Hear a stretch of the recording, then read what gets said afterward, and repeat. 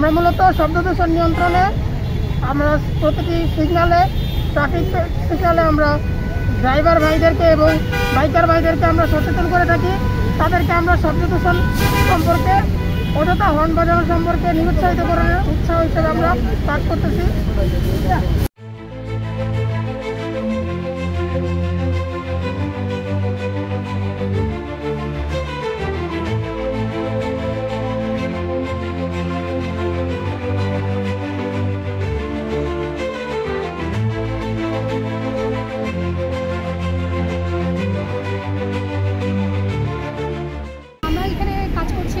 Campaign নিয়ে মানুষকে সচেতন করার জন্য এসেছি, অযথা হর্ন যেন না বাজায়।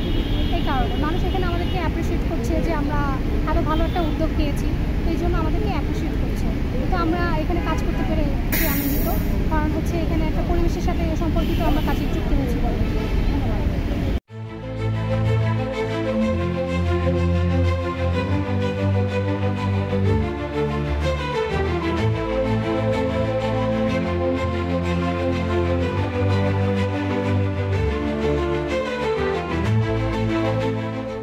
আমরা এখানে মূলত সমবেত হয়েছি আমরা অ্যাওয়ারনেস ক্যাম্পেইনের জন্য। এটা হচ্ছে শব্দ দূষণমূলক নিয়ন্ত্রণে মানুষকে সচেতন করার যে ক্যাম্পেইনটা, এটা হচ্ছে আমরা করতেছি। এখানে 7 তারিখ থেকে আমরা আজকে 20 তারিখ পর্যন্ত করতেছি। আমাদের এই 7 তারিখে উদ্বোধন হয়েছিল গুলশান 2-এ। ঢাকা উত্তরের ডিএনসিসির প্রশাসক জনাব মোহাম্মদ এজাজ ভাই, উনি হচ্ছে যে আমাদের প্রোগ্রামের উদ্বোধন করে। আমাদের গুলশান 2, গুলশান 1, বিজয় সরণি, ফার্মগেট, টিসি এবং ধানমন্ডি 27 এই 7 তারিখ থেকে আমাদের এই কার্যক্রম চলমান। আমরা হচ্ছে যে মানুষকে অ্যাওয়ারনেস করতেছি। শব্দ দূষণের কারণে মানুষের যে ক্ষতিগুলো হয় এগুলো হচ্ছে মানুষকে বোঝানোর চেষ্টা করতেছি। শব্দ দূষণের ফলে মানুষের মাথায় সমস্যা হয়, ব্রেনের সমস্যা হয়, কানের সমস্যা হয়, হৃদরোগের ঝুঁকি বাড়ে, হার্ট অ্যাটাকের ঝুঁকি বাড়ে। এগুলো হচ্ছে যে অনেকেই আমরা জানি না। আমরা হচ্ছে মানুষকে সেই দিক থেকে আমরা মানুষকে বিভিন্ন চালকদেরকে আমরা সচেতন করতেছি এবং পথচারীদেরকে আমরা সচেতন করতেছি, যারা অযথা হর্ন যেন না দেয়। অযথা হর্নের কারণে মানুষ ধীরে ধীরে বধির হয়ে যায়।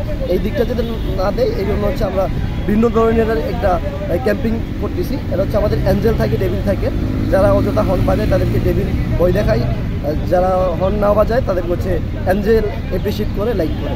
আমরা ভিন্ন ধর্মীয় একটা প্রচারণা করতেছি। আমি ধন্যবাদ জানাই পরিবেশ অধিদপ্তরকে খুব সুন্দর একটা উদ্যোগ নেওয়ার জন্য। আমি আরও ধন্যবাদ জানাই গ্রিন বয়েজের সদস্যদেরকে, যারা তীব্র তাপদ্রার মধ্যে তাদের ভলান্টিয়ারিং সেবাটা হচ্ছে দিয়ে যাচ্ছে।